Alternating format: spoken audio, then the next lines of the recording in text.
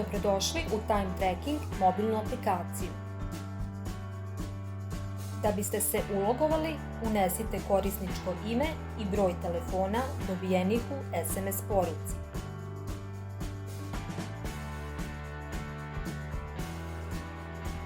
Nakon prijave, potrebno je da dozvolite aplikaciji upotrebu lokacije. Ekran koji vam se prikazuje je glavni ekran Time Tracking mobilne aplikacije. Na njemu se nalaze dva sata. Gornji, koji prikazuje ostvareno radno vreme i kašnjenje. Donji, koji pokazuje preostalo radno vreme i preostalo vreme pauze. Da biste pokrenuli radno vreme, potrebno je da pritisnete Play dugme. U svakom trenutku možete pokrenuti vašu pauzu pritiskom na dugme za pauzu.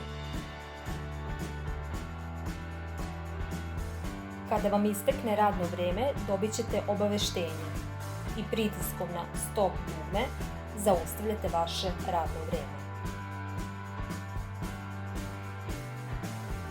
Na glavnom ekranu se osim radnog vremena može pristupiti radnoj nedelji kao i slobodnim danima.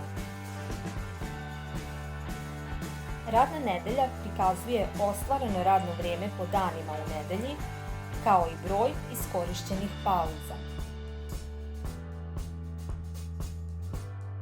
Slobodni dani aktiviraju opciju za slanje slobodnog dana pritiskom plus dugmeta.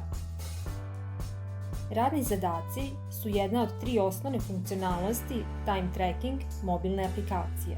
Nakon pritiska na plus, potrebno je odabrati kategoriju, upisati opis i odabrati datum ili datume slobodnog dana. Hvala vam što koristite Time Tracking mobilnu aplikaciju.